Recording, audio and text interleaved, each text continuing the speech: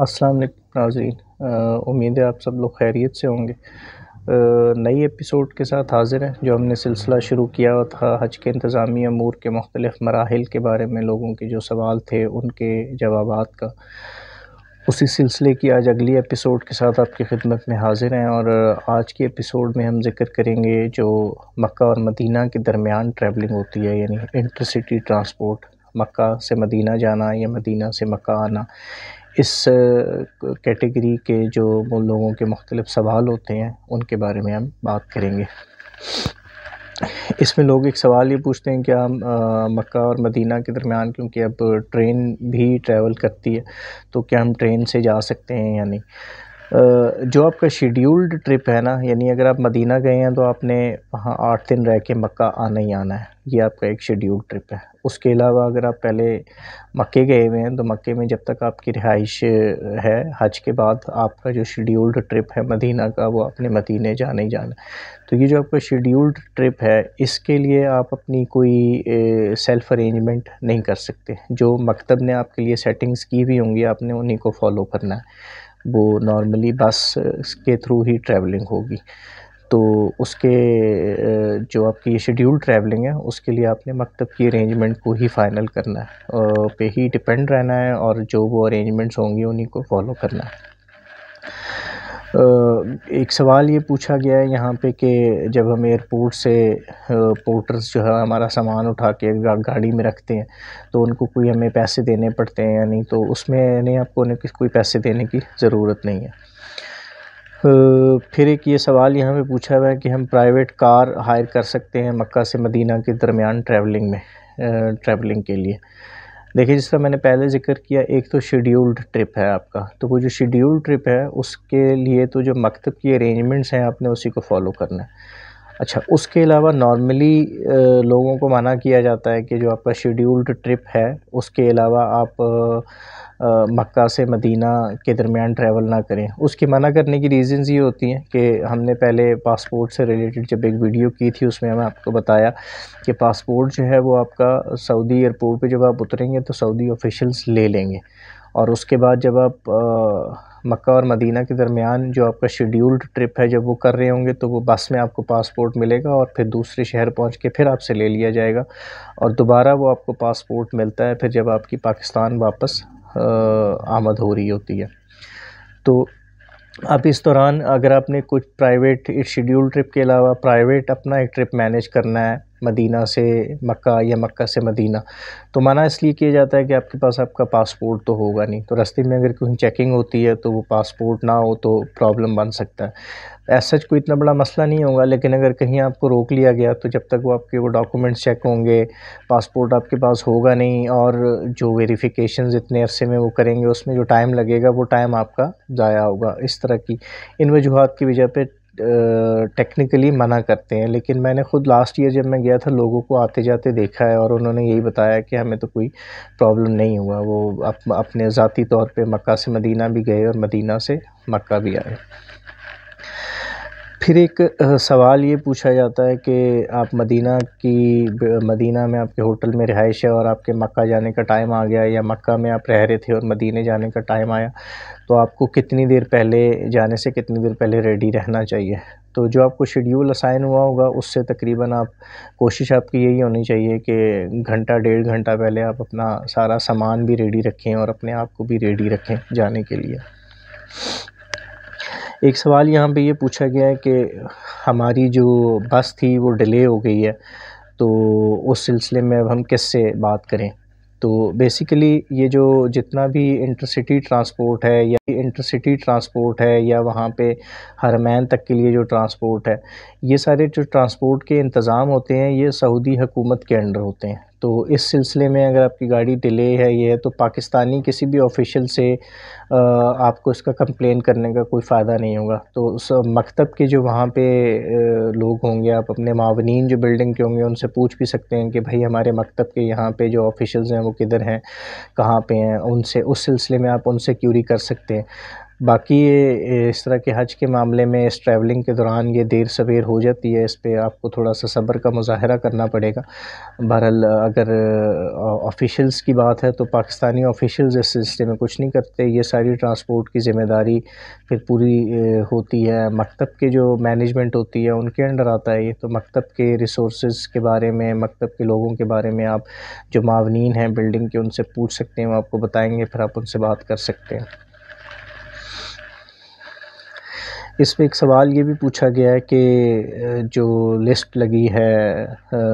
جیسے آپ مدینے کی کسی ہوٹل میں رہ رہے تھے یا مکے کی بلڈنگ میں تھے، اب انٹرسٹی آپ کا ٹرانسپورٹ کا دن آ گیا تو اس کی لسٹیں لگی ہوتی ہیں پہلے سے۔ اب کوئی بندہ کہتا ہے کہ لسٹ میں میرا نام نہیں ہے تو اسے کس سے رابطہ کرنا چاہیے؟ اس سلسلے میں بھی اگین کیونکہ یہ انٹرسٹی ٹرانسپورٹ ذمہ داری ہے مکتب کی مینجمنٹ ہوتی ہے ساری، تو مکتب کے جو وہاں آفیشلز ہوں گے آپ ان کو بتائیں گے کہ یار میرے جیسے میرے باقی گروپ ممبرس کا تو نام آیا ہوا میرا نہیں ہے، تو وہ کوئی مسٹیک ہوگی وہ آپ کا نام ایڈجسٹ کر دیں گے، اور اگر آپ کو ویسے فیلنگ ہے کہ آپ کے کسی گروپ ممبر کا نام نہیں ہے تب بھی آپ ان سے ہی رابطہ کریں گے تو وہ شاید آپ کو یہ بتا دیں کہ اچھا بھئی آپ کی آج کی روانگی نہیں ہے، آپ کی اگلے دن کی روانگی ہے، تو آپ کی لسٹیں ابھی تھوڑی دیر بعد لگیں گی۔ تو بہرحال لسٹوں میں اگر نام نہیں ہے یا لسٹوں میں کسی ایک کا نام ہے دوسرے کا نہیں ہے تو اس سلسلے میں اب جو مکتب کے وہاں پہ ہوں گے مینجمنٹ کے لوگ، ان سے آپ یہ سوال کر سکتے ہیں۔ اس میں پھر ایک سوال یہ ہے کہ مجھے یہ پتہ کیسے چلے گا کہ میرے گروپ کی بس کون سی ہے؟ تو بیسیکلی ہوتا یہ ہے کہ روانگی سے تقریباً 24 گھنٹے یا 30 گھنٹے پہلے، یعنی آپ مدینہ میں ہیں اور آپ نے 8 دن مدینہ کی آپ کی وہاں 40 نمازیں آپ نے کرنی ہوتی ہیں، 8 دن کی آپ کی رہائش ہوتی ہے مدینہ میں، تو 7ویں دن آپ کو وہاں پہ آپ کی بلڈنگ کے انٹرنس پہ یا بلڈنگ کی لابی میں لسٹیں لگنا شروع ہو جاتی ہیں کہ 8 تاریخ کو اگلے دن 8ویں دن آپ لوگوں کی روانگی ہے، تو یعنی کہ آپ سمجھ لیں 24 سے 30 گھنٹے پہلے بلڈنگ کے اندر لسٹیں لگنی شروع ہو جاتی ہیں کہ جن لوگوں کی اگلے دن روانگی ہوتی ہے۔ لسٹوں کے ساتھ ایک لسٹ جیسے لگی ہوئی ہے، اس میں 30 لوگوں کا نام ہے تو لسٹ کے اوپر ایک بس کا نمبر بھی لکھا ہوا ہے، جیسے بس نمبر 1،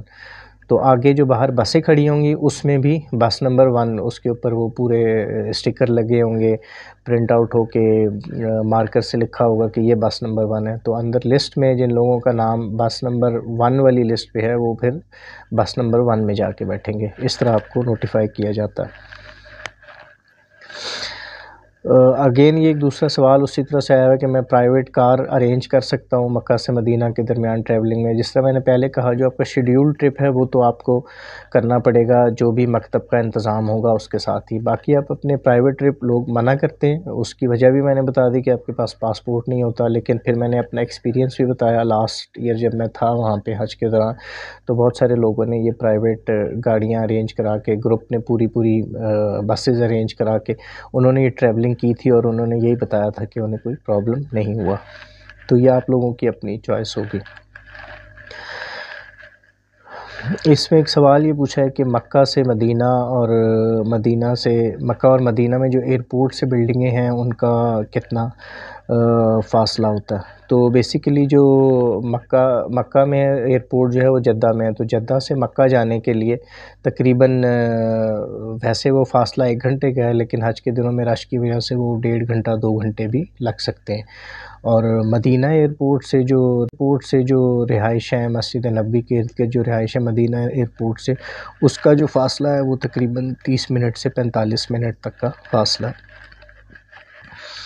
اس میں ایک سوال یہ ہے کہ مکہ اور مدینہ کے درمیان جو ڈسٹنس ہے وہ کتنا ہے؟ تو وہ ڈسٹنس بیسیکلی تقریباً 6 سے 7 گھنٹے کا ہے، جو کہ اگر رش ہو، حج کے سیزن میں رش ہو تو اس وجہ سے وہ 8 سے 10 گھنٹے بھی لگ سکتے ہیں، ورنہ نارملی وہ 6 سے 7 گھنٹے کا فاصلہ ہوتا ہے۔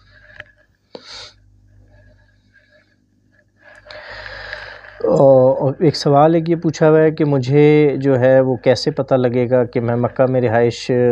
ہے یا مدینہ میں رہائش ہے اور اب دوسرے شہر روانگی ہے، تو پتہ کیسے چلے گا؟